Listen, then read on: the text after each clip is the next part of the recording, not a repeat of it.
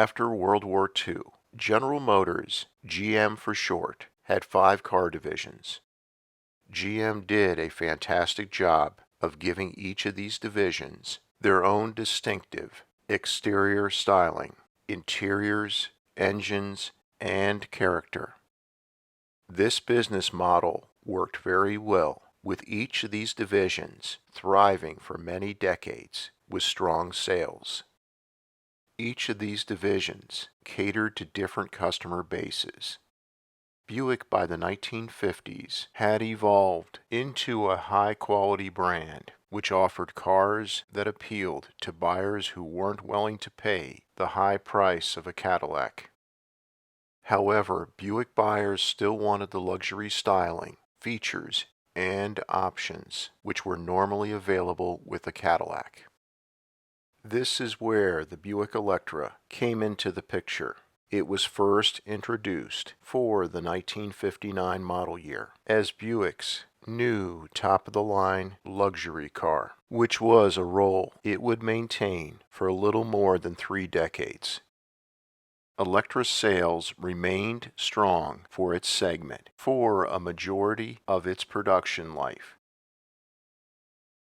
When the Electra reached its apex was during its 5th generation, 1977 to 1984, which was its final generation as a full-size rear-wheel drive car.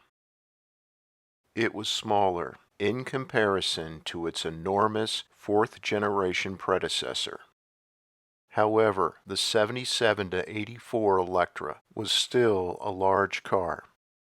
It had a more roomy interior cabin than its predecessor, and it had a massive rear trunk with lots of cargo capacity. The Electra was available in a 2-door coupe and 4-door sedan.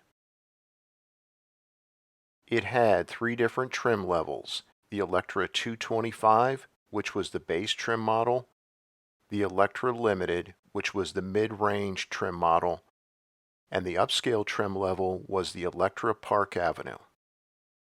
Starting in 1980, the Electra 225 model was dropped, and the Electra Limited became the base Electra model.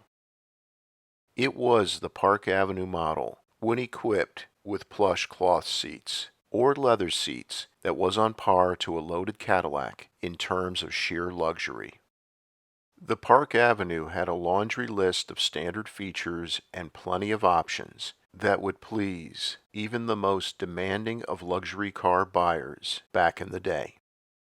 Also during this time period, a 5-door station wagon version of the Electra called the Electra Estate was also available during some model years.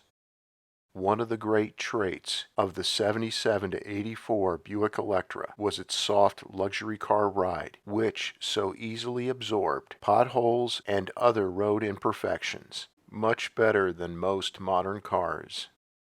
The Electra also floated on the road, especially at highway speeds, but this luxury car ride meant its suspension was no match for the turns and road curves when compared to the European luxury sedans of this era. Though the big block V8 engine option, starting in 1977, was no longer available with the Electra, from 1977 to 1979, an Oldsmobile 403 cubic inch small block V8, rated at 175 to 185 horsepower and 310 to 330 pound-feet of torque, was a good substitute for the big block V8. From 1977 to 1980, there were 2 base Electra engines. One was a Buick 350 cubic inch small block V8, rated at 155 horsepower and 270 to 275 pound-feet of torque. And the other was an Oldsmobile 350 cubic inch small block V8, rated at 160 to 170 horsepower and 270 to 275 pound-feet of torque. Both 350 V8s and the 403 V8 were mandatory with the 3-speed automatic transmission. From 1980 to 1984, the Electra's standard engine was a Buick 4.1-liter, 252 cubic inch V6, rated at 125 horsepower and 205 pound-feet of torque. Also available at this time was an Oldsmobile 350 cubic inch diesel V8, rated at 105 horsepower and 200 to 205 pound-feet of torque. Both engines were equipped with a 3-speed automatic transmission, which was later replaced by a 4-speed automatic transmission for better fuel economy.